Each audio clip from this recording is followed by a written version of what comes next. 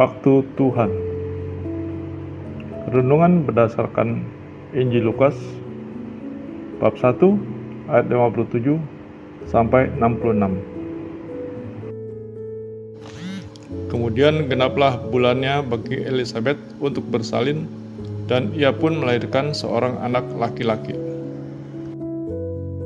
Ketika tetangga-tetangganya serta sanak saudaranya mendengar bahwa Tuhan telah menunjukkan rahmat-Nya yang begitu besar kepadanya, bersukacita mereka bersama-sama dengan dia.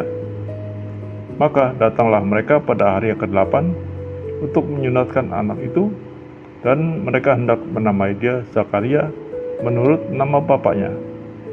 Tetapi ibunya berkata, "Jangan, ia harus dinamai Yohanes." Kata mereka kepadanya, "Tidak ada di antara sanak saudaramu yang bernama demikian."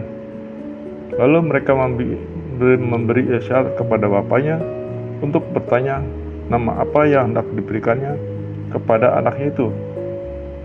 Ia meminta batu tulis, lalu menuliskan kata-kata ini, "Namanya adalah Yohanes." Dan mereka pun heran semuanya. Dan seketika itu juga terbukalah mulutnya dan terlepaslah lidahnya. Lalu ia berkata-kata dan memuji Allah.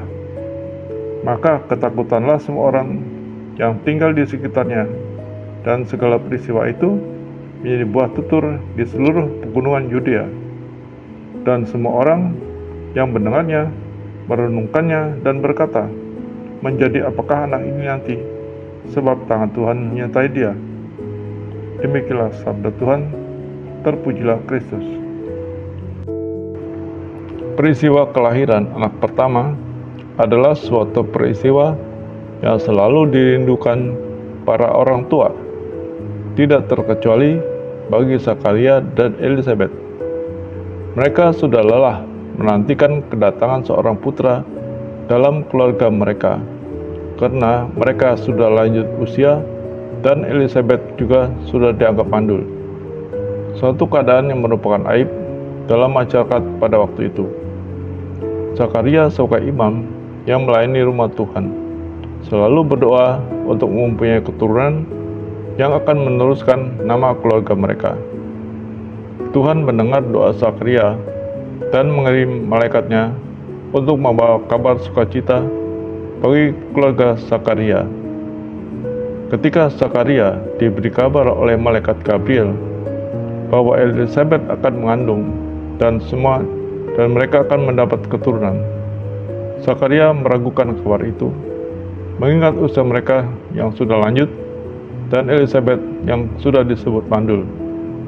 Atas keraguan Zakaria dalam menerima kabar sukacita itu, Tuhan menghukumnya dan membuatnya menjadi bisu sampai pada hari yang akan membuktikan kebesaran Tuhan. Zakaria memberi teladan bahwa kita harus berdoa dengan tak mengenal lelah, berdoa dengan tak jemu, dan kalau perlu sampai menjadi putih rambut kita.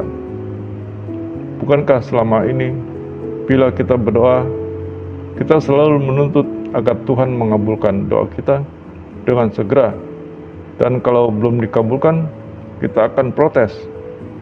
Ketidakpercayaan dapat mengakibatkan hukuman, walau kemudian akan berakhir dengan sukacita. Zakaria dihukum Tuhan dengan mengunci lidahnya sampai pada waktu Tuhan membuktikan kebenaran dan kebesarannya. Kita harus yakin bahwa Tuhan selalu mendengar doa kita dan akan mengabulkannya pada waktunya. Waktu Tuhan tidak sama dengan waktu kita. Dengan membuat Zakaria menjadi bisu, Tuhan mengendaki agar Zakaria sadar akan kebesaran Tuhan. Inilah waktu untuk kita merenung dan berkontemplasi, memikirkan apa maksud Tuhan dengan hidup kita. Terkadang kita selalu merasa tidak puas dengan hidup kita. Kita lebih sering mengeluh daripada bersyukur. Namun janji Tuhan pasti terpenuhi pada waktunya. Contoh lain adalah ketika Abraham mengeluh dan Tuhan menjawab doanya dalam Kejadian bab 15 ayat 2-4. terpenuhi dan lahirnya anak-anak Abraham pada waktu Tuhan. Allah Bapa di surga, ajarilah kami untuk selalu mensyukuri rahmat-Mu yang kami terima selama ini dan tidak selalu menuntut-Mu untuk mengikuti waktu kami yang tidak selalu sesuai dengan kehendak-Mu. Amin.